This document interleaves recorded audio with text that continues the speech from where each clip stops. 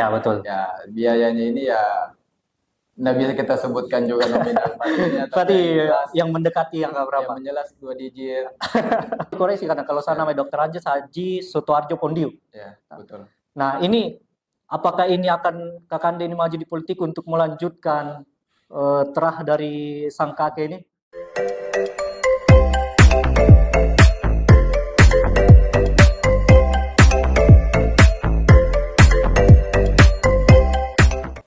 Baik, Assalamualaikum warahmatullahi wabarakatuh.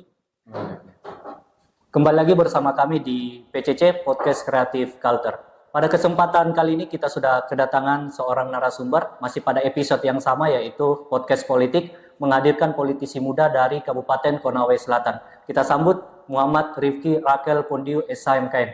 Kakanda, apa kabar? Alhamdulillah baik. Terima kasih sudah berkenan hadir di podcast kami.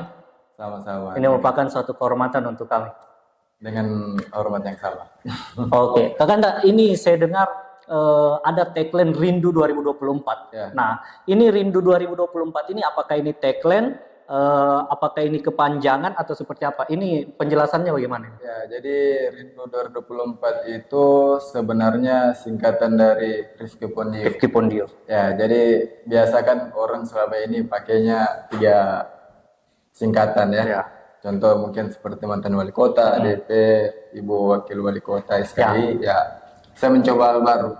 Makanya saya lihat ya, kayaknya bagus kalau kita ubah, kita buat Rindu. Rindu. Ya, biar lebih masuk ke masyarakat nama yang ditawarkan begitu. Nah, jadi Kakanda Rifki ini juga merupakan salah satu senior saya di Himpunan Mahasiswa Islam. Siap. Kakanda masuk KMI 2000 berapa? Saya masuk berkader 2016 2016 di Komisariat Ahmad Dahlan, Universitas Ahmad Dahlan Yogyakarta. berarti satunya Kakanda ini Fakultas Hukum Universitas Ahmad Dahlan. Ya, betul. Nah, katanya sempat maju juga pernah kan? Sebagai gubernur ya. Kalau disebut di sana gubernur Fakultas Hukum. Ya, jadi kalau untuk fakultasnya di sana disebut gubernur. Kalau di sini Gubernur. ketua fakultas ya. Kalau di sini ketua BEM. Oh, ketua Nah, BEM. ketua BEM, Badan Eksekutif Mahasiswa. Ya, kalau di sana gubernur BEM Fakultas Hukum. Gubernur BEM. Ya. Kalau yang universitasnya apa? Universitasnya Presma juga, Presiden Mahasiswa. Kakanda sempat maju bertarung juga. Setelah fakultas selesai, kita sempat coba fight di universitas. Universitas. Ya. Berapa pasangan calon pada saat itu kan? Kemarin 3 calon itu, pas Presiden Mahasiswa kontestasinya kita fight di 3 calon. Dan Kakanda ini mewakili Gerbong Sulawesi. Bisa dibilang ya betul. Kakanda juga memutuskan untuk masuk sebagai bakal calon anggota legislatif Dapil 4. Ya, Dapil 4 Kabupaten Konawe Selatan. Nomor urut nomor urut 6 Partai Gerindra kan? Partai Gerindra. Ini kenapa memilih Partai Gerindra kan sebenarnya? Ya, karena saya melihat pertama Gerindra ini punya sosok tokoh ya. Tokoh yaitu Bapak Prabowo Subianto yang juga sekarang lagi fight untuk Pilpres. Jadi saya lihat baik untuk di provinsi maupun di Kabupaten Konawe Selatan ini pengurusnya alhamdulillah terbuka dengan ruang-ruang gerak bagi kita ini pendatang baru apalagi di usia muda. Nah, ini kan juga kan kebanyakan kalau anak muda kan itu biasanya partai-partai PAN atau yang lain-lain, apalagi kalau di Sulawesi Tenggara ini kan Gerindra, mungkin Kakanda ini salah satu politisi muda juga dari Gerindra. Nah, Kakanda waktu Kakanda memutuskan untuk masuk Partai Gerindra dan memutuskan untuk maju sebagai bacalek, ini sudah membentuk tim atau seperti apa? Sebenarnya kalau untuk bentuk tim belum, nanti paling setelah 2-3 bulan belakangan ini. Tapi kalau sebelum-sebelumnya paling kita karena anak muda ya, masih di bawah, kita harus tahu etika juga, namanya kita masih muda begini ya. Kita paling minta doa restu ke keluarga-keluarga dulu. Setelah dari berarti sowan ke keluarga dulu kan? Ya, kita harus minta pendapatnya dulu ke keluarga karena kakek saya pernah bicara, setelah saya minta restu sama dia, beliau bilang minta restu dulu sama keluarga-keluargamu.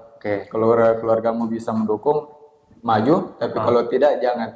Karena kalau keluargamu saya tidak mendukung, bagaimana orang lain? Begitu. Jadi keluarga dulu baru keluar. Betul. Nah, Kanda, kita ini punya pertanyaan khusus. Nah, kalau Kakanda sudah memutuskan untuk maju sebagai bakal caleg, nah ini kira-kira kos politiknya ini sudah berapa?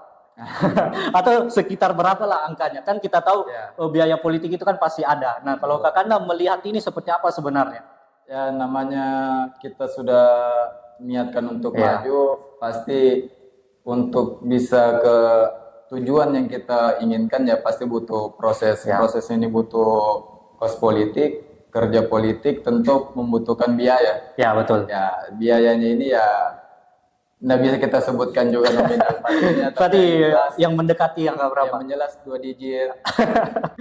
sudah ada, mendekati 3 sudah ada. Karena kenapa? Karena ini kan biasanya kalau anak muda itu identik biasanya kalau selesai kuliah itu kan cari uang istilahnya. Nah, sangat jarang anak muda yang mau terjun di dunia politik karena kalau dunia politik kan kita mengabdi, kita yang keluarkan uang. Nah? Jadi kalau anak muda ini jarang sekali yang mau berpolitik karena itu mereka pikir kos politiknya. Ya betul. Nah, ya, jadi kalau bagi saya, alhamdulillah kuliah S1 kemarin kan 3 tahun 10 bulan selesai. Jadi pada saat 2021 awal saya pulang ke Kendari. Oh, 21 pulang ke Kendari. 21. Itu sudah selesai kan? Itu sudah. Kakanda kan masuk 2016. Ya. Lulus tahun berapa? 17, 18, 19 akhir. 20. Oh, 2020 sudah selesai. Nah, tapi balik Kendarinya 2021 kebetulan ada usaha keluarga lah yang dilanjutkan karena saya juga cucu pertama ya. Jadi mau nggak mau kita harus bisa fight di situ. Kita harus bisa namanya ada usaha ya pasti harus ada penerusnya begitu. Nah, makanya di situ kita lanjutkan dan alhamdulillah sudah adalah di situ dikumpul-kumpul juga. Berarti Kakanda ini melanjutkan usaha keluarga.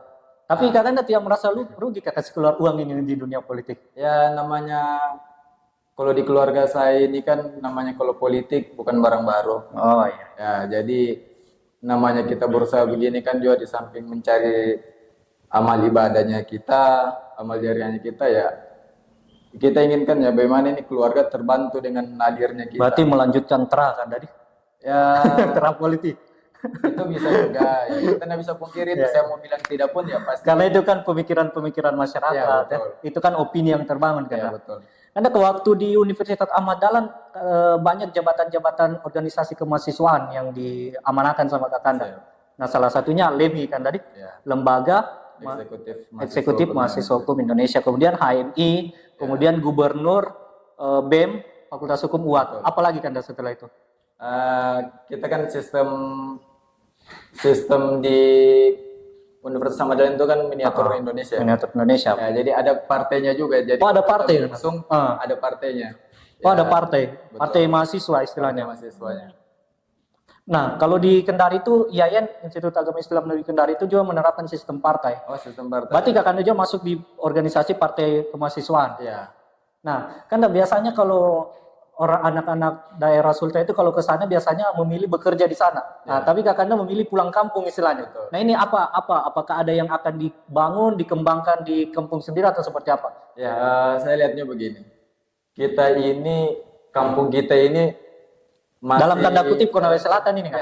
Ya, Konawe Selatan. Dalam tanda kutip yang bisa kita jelaskan ya, kondisinya tidak ada hal yang bisa kita apresiasi bagaimana dalam hal baik pembangunan infrastrukturnya ataupun mungkin program-program pemerintah yang bersifat menyentuh teman-teman di tingkat pendidikan. Ya, jadi ini saya lihat, ketika saya di Jawa merantau kuliah mencari ilmu ya, saya lihat banyak ternyata ruang-ruang yang belum dimasuki di Konawe Selatan ini yang ternyata itu bisa menjadi sumber pendapatan ataupun bisa meningkatkan kapasitas ekonomi dari masyarakat Konawe Selatan itu sendiri. Sehingga saya pikir buat apa saya besar di kota tapi kampung saya masih begini-begini saja, mending saya ambil ilmunya, saya bawa ke kampung, kita majukan kampungnya kita.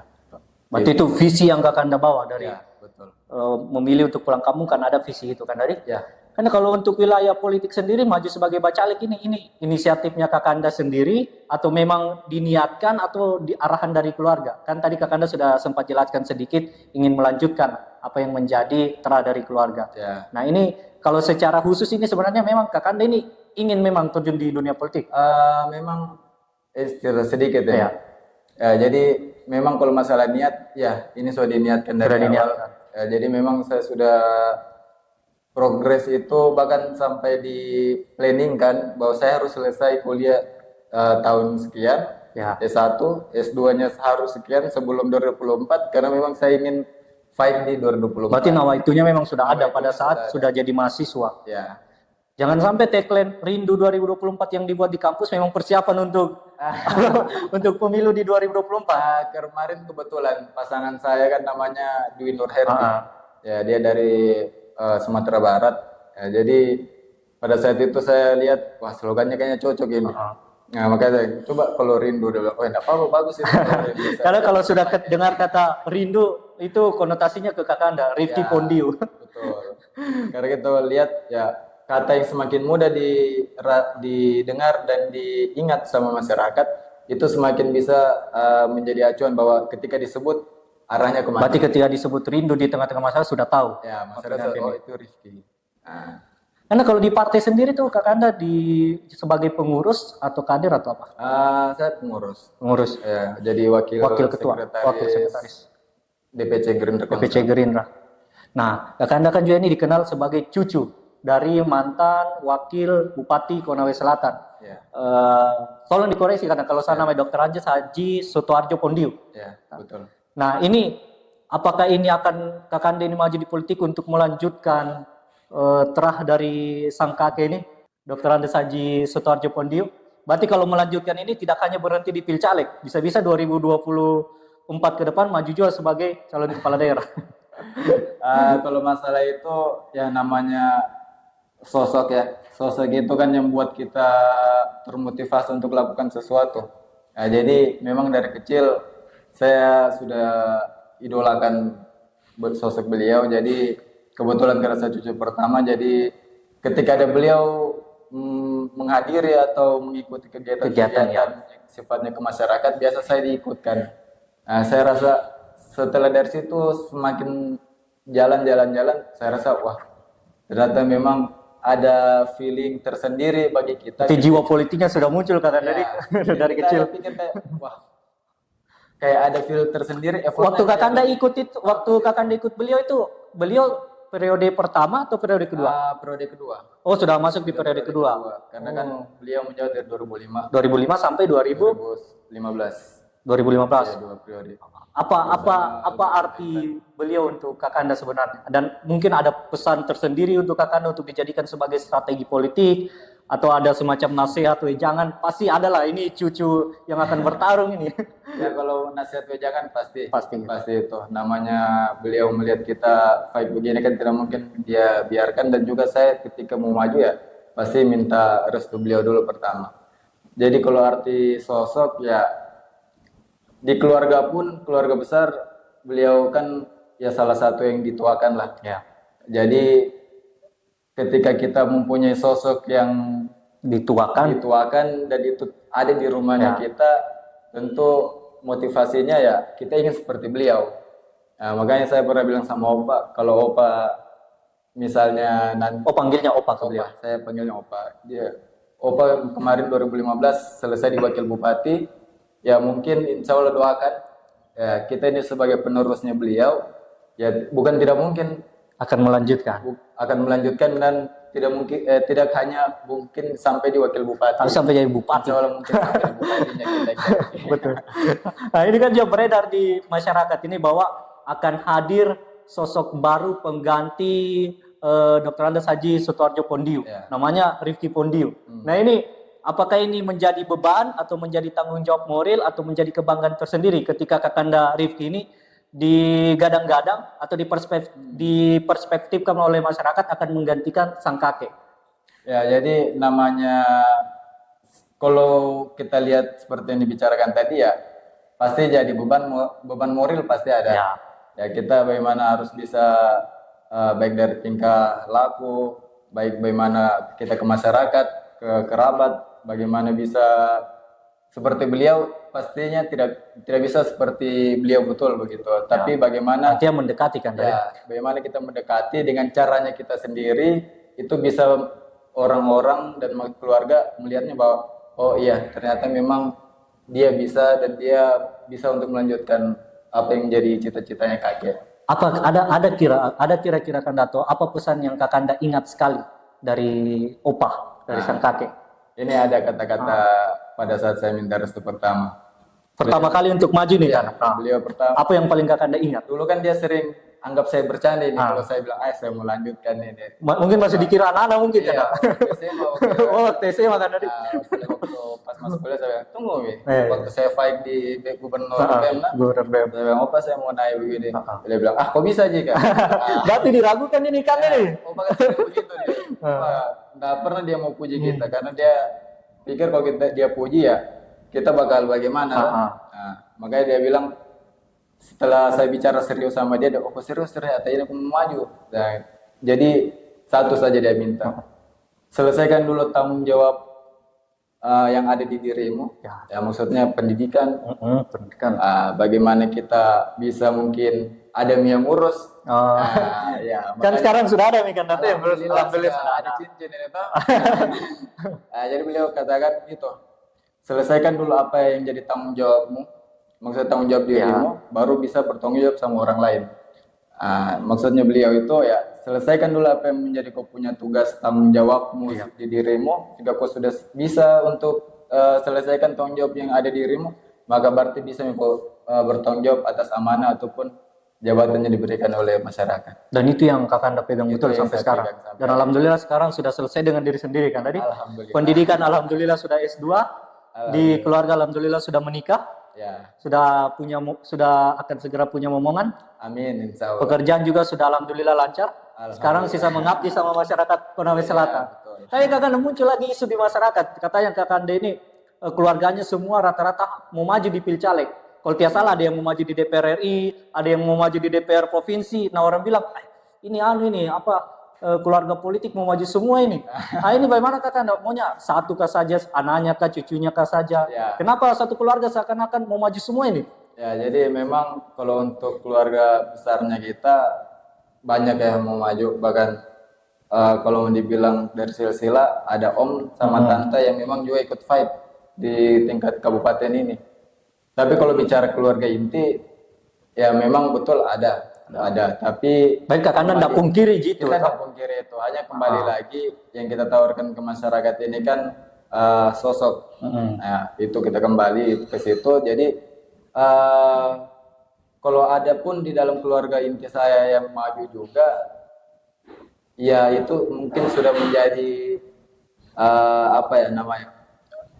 namanya kayak biasa kita memilih barang, kita tawarkan produk-produknya. Kembali lagi kita serahkan ke masyarakat, ke keluarga, bagaimana dengan produk yang kita tawarkan ini. Iya, betul. Apakah mungkin di kabupaten bisa pilihan saya, di provinsi atau DPR RI bagaimana? Ya itu kembali ke masyarakat. Ya. Berarti Kakanda ini bisa dibilang jangan lihat keluarganya, tapi jangan lihat ke satu keluarga yang akan maju, tapi lihat sosok yang akan mewakili, sosok yang akan maju. Karena kalau secara konstitusional kan itu hak setiap warga negara kan. Kita tidak bisa juga halangi. Tapi kan orang bilang secara etik ini masa mau maju semua. Betul. Hanya kalau masalah itu kan ada memang salah satu, tapi itu kan gender. Ya kita tidak bisa pungkiri gender hari ini sangat menjadi titik penting di dalam pencalonan satu partai. Ya jadi pada saat itu ya ada yang ditawarkan di provinsi dan mau tidak mau kalau tidak ada itu ya susah kita carinya. Akhirnya waktu itu dimasukkanlah begitu.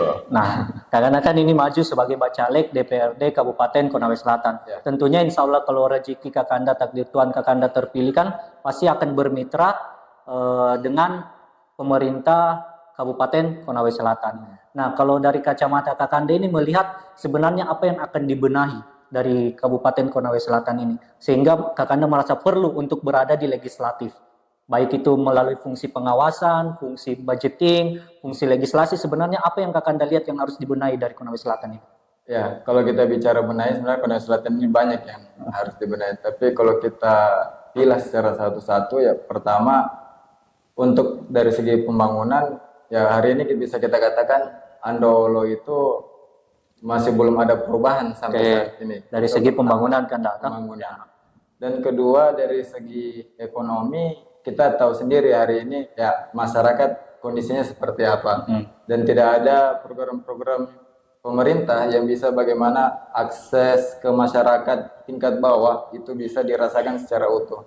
Itu masyarakat hari ini kan kalau kita berikan seperti kayak PKH dan sebagainya, ya itu mungkin bisa untuk menyambung sampai 1 minggu. Ya kan kita berbicara bagaimana program ini bisa berkesinambungan dan berkelanjutan bagi mereka ketika mereka dapat program tersebut. Jadi itu yang saya lihat bagaimana hari ini politisi-politisi di Konawe Selatan kayaknya butuh penyegaran ini. Butuh orang baru kayaknya. Butuh orang baru kan tadi? Ya, untuk bisa masuk di situ. Nah, pembangunan, ekonomi, apalagi kan yang harus dibenahi? Kalau pendidikan bagaimana Kakanda melihat itu? Pendidikan itu menjadi sebenarnya utama ya bagi kita. Apalagi mahasiswa, pelajar. Ya, dan saya sudah rasakan sendiri ketika saya kuliah di luar. Ini contoh yang paling miris bagi saya waktu itu. Pada saat saya menjabat ketua himpunan mahasiswa Konawe Raya. Ya, kita di Himako. Di Jogja itu kan ada komunitasnya anak Kendari. Ya, jadi Himako itu terdiri Konsel, Konawe, Konkep, Kota Kendari. Hampir sebagian besar kota-kota kabupaten yang ada di Sultra. Betul. Nah, di atasnya ada IPMIS, Ikatan Pemuda Mahasiswa Indonesia Sulawesi Tenggara. Ya. Ketika kalau IPMIS itu datang untuk penerimaan mahasiswa baru, mirisnya kita, teman-teman dari Muna, teman-teman dari Buton, itu lebih banyak orangnya daripada kita yang ada di daratan. Setelah saya lihat-lihat, ternyata satu kita punya kelemahan. Kita tidak punya asrama. Asrama tidak ada. Asrama Konsel. Konsel tidak ada, Kendari tidak ada. Kita tidak punya beasiswa untuk bisa membantu misalnya teman-teman yang ingin berkuliah tapi tidak mempunyai ekonomi yang cukup untuk bisa kuliah. Sedangkan di teman-teman kepulauan, pemerintahnya itu aktif, bahkan proaktif untuk bisa bagaimana masyarakatnya ini, anak-anaknya mereka bisa, kalau bisa kuliah di luar, kenapa harus kuliah? Kenapa tidak harus kuliah? Mending kuliah. Ini ada beasiswanya. Oh, berarti kalau teman-teman di kepulauan itu pemerintah kabupatennya lebih memberikan atensi. Iya. Betul. Sedangkan Kakanda merasa bahwa di pemerintah Kabupaten Konawe Selatan sendiri tidak memberikan atensi kepada anak-anak muda yang ingin melanjutkan kuliah di luar. Betul sekali. Bahkan kalau di Himakonya pun waktu itu kita penerimaan mahasiswa baru, bayangkan Konawe Selatan itu dari kemarin itu ada 60 lebih waktu itu. 60 mahasiswa? Mahasiswa yang ada datang di Jogja kuliah, cuman ada 6 dari Konawe Selatan. Ya mungkin yang terdata tidak tahu ya, tapi kan berdasarkan yang datang yang kita cek, cuman ada 6. Tapi itu kan sudah pernah diajukan di pemerintah setempat? Ya kita sudah pernah waktu itu. Hanya memang katanya beasiswanya itu ada. Ada tapi tidak disalurkan atau bagaimana? Tahu bagaimana? Atau hanya sebatas program saja tapi itu saya kurang tahu, saya tidak bisa. Dan yang itu salah satu yang Kakanda ingin rubah ketika berada di legislatif. Itu yang harus kita perjuangkan. Berarti 3 prioritas utama Kakanda untuk memanfaatkan fungsi daripada anggota legislatif. Pembangunan, infrastruktur, kemudian ekonomi, kemudian pendidikan. Ada lagi kan setelah itu? Kalau untuk pribadi saya itu kita prioritaskan karena bagaimana bisa kita tingkatkan ekonominya kalau kita tidak tingkatkan SDM-nya. Ya, betul. Bagaimana kalau kita bisa tingkatkan SDM-nya, ya kita harus mulai dari mana? Sedangkan untuk bisa memajukan suatu daerah, ya kita harus bisa bagaimana ini SDM-nya dulu yang kita sentuh begitu. Memang prosesnya lama, tapi kan kita butuh hasilnya.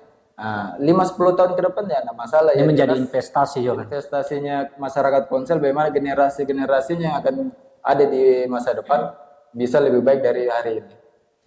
Nah, karena juga ini isu juga itu kalau lapangan pekerjaan bagaimana untuk anak muda? Memang meskipun misalnya mereka diberikan beasiswa untuk berangkat kuliah baik itu di Kendari, di Jawa sana, tapi kalau mereka pulang kembali lapangan pekerjaan yang ini bagaimana? Kakanda melihat itu? Itu memang jadi masalah utama bukan cuma di daerahnya kita. Bahkan dengan adanya pun industrialisasi di Morosi masih belum, memang sudah banyak menyerap tenaga kerja, tapi lagi-lagi kembali masih banyak yang belum bisa mendapatkan pekerjaan yang layak. Ya, jadi saya punya gagasan kemarin itu bagaimana nanti orang-orang nanti ini adik-adik yang dapat beasiswa, ketika mereka selesai ini kembali pulang di ke daerah itu sudah ada lapangan pekerjaan. Kita bisa lihat, misalnya dia tenaganya apa, kaliannya di mana, bidang ilmunya kan datang, bidang ilmunya ada di mana. Ini yang kita nanti minta ke dinas-dinas terkait, tolong dulu ini ada kita punya fresh. Itu kan banyak juga perusahaan-perusahaan swasta kan ada di Konawe Selatan yang mungkin bisa kerjasama dengan pemerintah setempat. Kenapa tidak kalau untuk itu? Apalagi kalau masalah perusahaan swasta, sudah banyak perusahaan yang berinvest di Konsel ini. Dan sebenarnya kalau pemerintah yang minta, perusahaan apa yang kayak mereka tidak ACC begitu, ketika pemerintah daerah yang minta. Betul itu kan. Makanya tapi Kakanda ini sudah siap ini secara keuangan, secara mental, secara pemikiran melawan orang bilang senior-senior yang sudah lebih dulu terjun di dalam dunia politik. Nah, apalagi Kakanda ini dianggap sebagai politisi yang mewakili anak muda, khususnya di daerah Kabupaten Selatan. Lawan Kakanda ini kan semua senior-senior ini. Nah, bagaimana Kakanda coba menatap atau mencoba strategi untuk bukan melawan, tapi mencoba bersainglah dengan mereka dalam kompetisi yang akan datang. Ya betul itu. Saya sering kasih tahu begini ke teman-teman ya, ke keluarga ketika ada acara atau apa berbincang masalah ini, karena bilang aku masih muda aja, ikut tes dulu atau apa. Ya, saya cuma kalau gagal masih ada. Ya, saya cuma kasih tahu satu, saya punya karir politik masih panjang. Kalau saya hari ini tidak fight secara secara serius untuk DPR Konsel, saya punya satu rekam jejak politik yang bisa dibilang jelek ya. Saya punya karir politik masih putih. Makanya saya baru lahir ini. Belum ada cacat, belum ada juga yang dibuat prestasi. Makanya saya tidak ingin buat kesalahan ya. Makanya saya ingin serius. Makanya saya suka bilang juga di Dapil 4 ini kan ada 6 kursi. 6 kursi. Ya, 6 kursi ini ya silakan nanti siapa yang mau fight, yang jelasnya satu kursi itu anak mudanya Konsel yang maju. Bisa duduk. Kakanda ini juga ada satu isu bahwa Kakanda ini kan sebagai market player istilahnya. Kakanda ini bekerja pada wilayah swasta, tapi ketika nanti masuk pada jabatan publik, bagaimana Kakanda coba membackup atau memisahkan konflik of interest nantinya antara kepentingan publik dan kepentingan swasta yang Kakanda sedang jalani? Ya, jadi kalau masalah itu sebenarnya tidak perlu dibilang konflik of interest, secara tidak langsung pasti ada. Ya, tapi bagaimana kita bisa memposisikan diri ketika kita berada di legislatif, ya kita harus bisa memperjuangkan apa yang ada di problem di masyarakat. Contoh misalnya, ketika kita ada di perusahaan swasta, ya sebagaimananya kita bisa dengan powernya kita misalnya yang ada di perusahaan, bagaimana bisa untuk membantu masyarakat yang ada di Konawe Selatan, khususnya mungkin di daerah-daerah sekitar yang tempat perusahaan tersebut berproses ya, dia kerja di situ. Contoh kecilnya ketika di perusahaan yang sekarang saya sedang jalani ini, untuk masalah kemasyarakatan, alhamdulillah kita bisa konfliknya tidak terlalu tinggi seperti berarti CSR apa segala macam disalurkan terus. Istilahnya kan ini bukan uangnya kita juga. Ya, uangnya masyarakat, uangnya perusahaan. Ya. Untuk masyarakat sudah diatur sama undang-undang. Untuk seperti CSR-nya, kondepnya dan sebagainya. Ya, buat apa kita tahan? Gitu. Ataupun kalau kita tahan, bakal jadi apa cerita di sekitar kita lah, jelek lah. Tapi kalau ini barang sudah ada, tinggal disebar, kenapa tidak kita sebar? Toh pun juga yang disebar ini kan untuk masyarakat Konco, untuk keluarganya kita. Bahkan masyarakat juga bayar pajak. Ya. Kan uang dari masyarakat juga ini kembali ke masyarakat. Nah, Kakanda terakhir, Kakanda kira-kira apa arti politik untuk Kakanda sebenarnya? Ya, sebenarnya kalau arti politik bagi saya, politik itu ketika ada suatu keputusan, ada suatu kebijakan yang ingin kita ubah, yang ingin sekiranya bagi kita ini tidak sesuai, yaitu bisa kita ubah hanya melalui satu cara yaitu melalui politik. Kenapa melalui politik? Karena di politik itu ada yang saat ini kita calon di legislatif. Ya, disinilah ini tempatnya kita bisa untuk merubah aturannya, bisa untuk bagaimana kita mempressure ketika ada permasalahan. Nah, kalau kita tidak ada di dalam, ya kita nggak bisa untuk ya. Jadi makna politik bagi saya itu bagaimana suatu kebijakan atau keputusan yang kita hadirkan itu bisa bermanfaat sebanyak-banyaknya untuk masyarakat Konyo Selatan maupun sekitarnya kita. Oke. Begitu. Jadi memang Kakanda menganggap politik ini sangat penting. Baik itu untuk mengubah, melanjutkan, mempengaruhi segala keputusan yang berkaitan dengan masyarakat luas khususnya Kabupaten Konawe Selatan. Ya. Nah, teman-teman sekalian, Creative Culture, demikian perbincangan kami dengan Muhammad Rifki Rakel Pondio, SHMKN.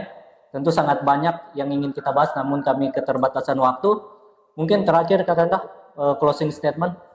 Oke. Apa yang ingin disampaikan untuk anak muda, untuk masyarakat Konsel? Silakan, Kakanda. Tentunya dalam kontestasi pemilu 2024 ini tentu banyak rintangan yang dihadapi khususnya anak-anak muda yang sedang bertarung di pemilu pileg ya 2024 ini. Tapi yang saya ingin sampaikan bahwa jangan karena kita masih muda, jangan karena usianya kita masih muda, lantas kita punya niat, kita punya keinginan untuk bisa bagaimana menginginkan daerah kita lebih baik, itu turun. Tapi bagaimana caranya kita bisa lihatkan ke masyarakat, kita bisa lihatkan ke orang sekitar kita, bagaimana ketika kita pun masih muda, tetapi kita bisa untuk berbicara, kita bisa untuk mempengaruhi, bahkan bisa untuk bertarung dan ikut memenangkan nanti ketika kita bertarung di pemilu 2024 ini. Makanya saya punya kata-kata biasa saya sampaikan, bermanfaatlah bagi orang banyak, karena tiadalah artinya dirinya kita ini kalau kita hanya memikirkan dirinya kita sendiri, memikirkan sekitar kita. Tapi kalau kita memikirkan orang banyak, maka insya Allah bukan cuma amal jariahnya kita dapat, tapi juga investasi sosialnya kita di masyarakat. Mantap, luar biasa. Kakanda, makasih sudah sempatin waktu untuk hadir. Siap. Semoga dalam proses politiknya bisa membuahkan hasil dan insya Allah bisa mewujudkan apa yang menjadi visi dan cita-cita dari Kakanda. Siap. Sekali lagi terima kasih Kakanda. Siap. Siap. Sukses terus buat Luther Kreatif. Siap.